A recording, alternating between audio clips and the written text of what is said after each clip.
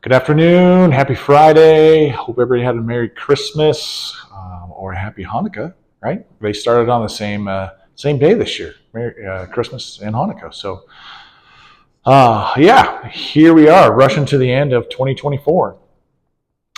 Weekly update. Mortgage rate weekly update. Today, the 30-year fixed average Mortgage News Daily is 7.1% APR. That is up slightly from last Friday, which it was at 7.04% APR. Holidays in there, right? Not a lot of trading going on in the markets. Stayed pretty subdued, but there was some interesting information that came out from Bureau of Labor Statistics and some jobless claims that came out earlier this week. So what's going on? It is taking longer for people who quit their job to find a job. All right, the continuing jobless claims were up way higher than anticipated, and the initial jobless claims, those came in as expected. So it was pretty surprising to see the increased time that it's taking people to find jobs. So like I said, that didn't really move markets a whole lot because there was more underlying information as far as Christmas and people taking the week off. So there is one thing that came out today from the Bureau of Labor Statistics that I don't think a lot of people are paying attention to and don't quite realize what's going on. So what's happening is that wage increases are at a higher percentage than anticipated, right? So people are getting paid more than they were considerably last year, which you got to take stats and information that's legged for what it's worth. But this is what's going on. So there's two categories. There's stayers and there's switchers. So if you're a switcher in the job market, you stay at your job for less than 2 years from when you started, right? But what's happening is with the switchers, is that they are getting pay increases way higher than expected.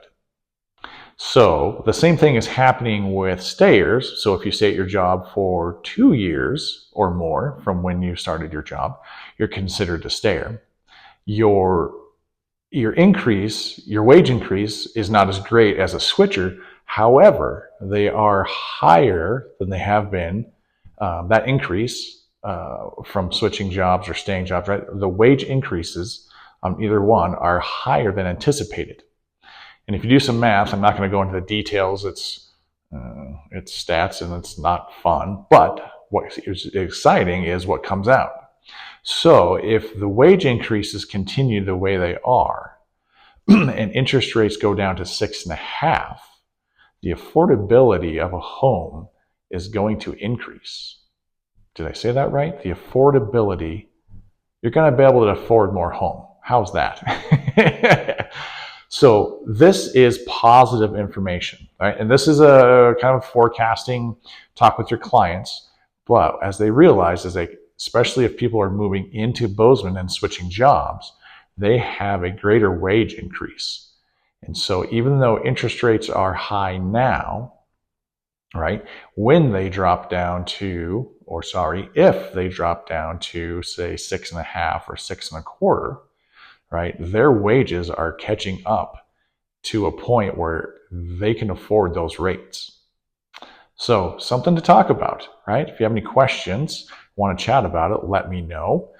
If you're seeing the same thing as far as any of your clients' comments are saying like, oh, right, I can afford that.